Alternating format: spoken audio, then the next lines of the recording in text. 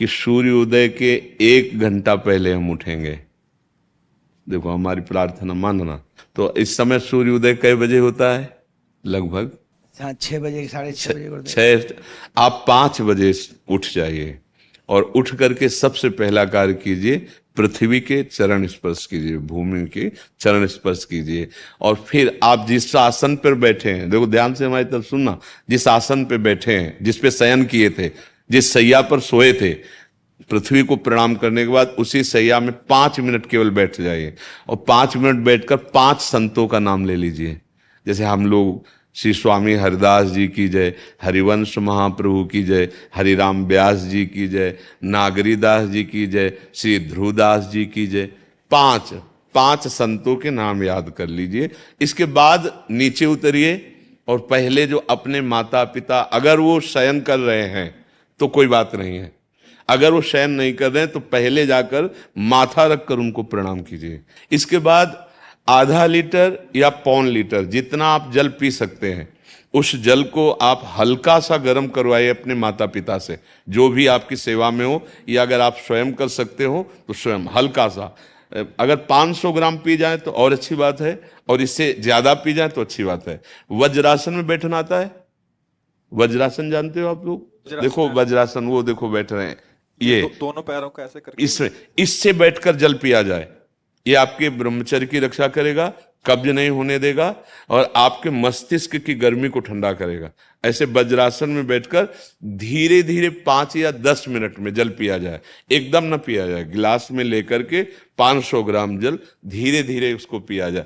फिर इसके बाद आपको 100-200 कदम टहलना है। फिर इसके बाद आप शौच जाइए।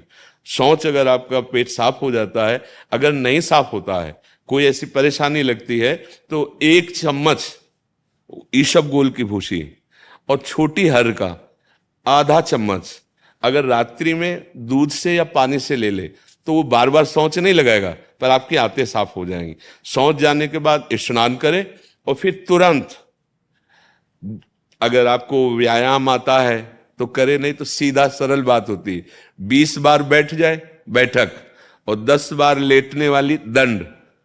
और इसके बाद जो अनुलोम विलोम, जो इससे खींचे इसे छोड़ दे, इससे खींचे इसे छोड़ दे, इसके बाद दोनों हाथ ऐसे करके 7 बार ऐसे करे, सीधा खींचे और सीधा छोड़ दे।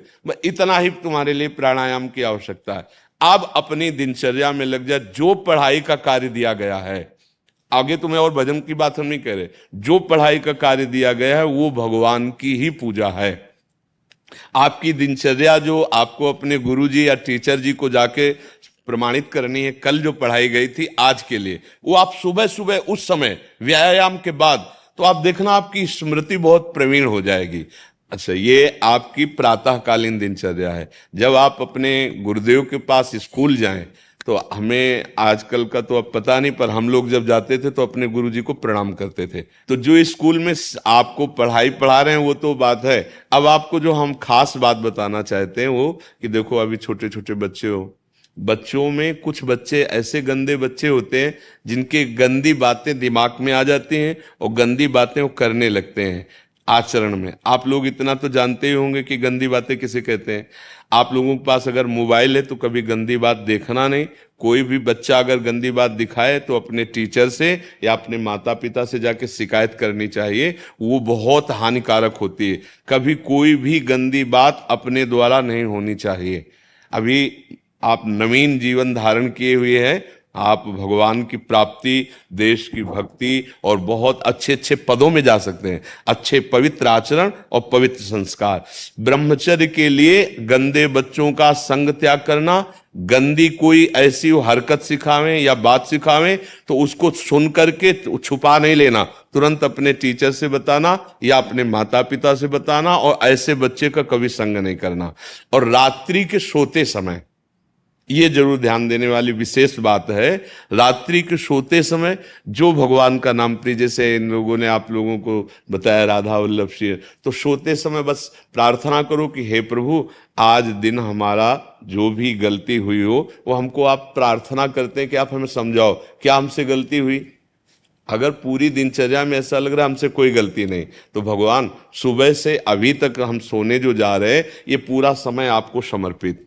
आप देखना इसका फल देखना, एक तपस्वी की तपस्या का जो फल होता है ना उसका ये फल मिलेगा। और सोते समय बस राधा वल्लभ श्री हरिवंश, राधा वल्लभ श्री हरिवंश, इधर उधर ना सोचते हुए, ना मोबाइल देखते हुए, ना कोई गंदी बात मन में, और चुपचाप सो जाइए। और जब फिर सुबह उठे तो फिर ऐसी दिनचर्या। और पढ़ाई इस समय तुम्हारा भजन है,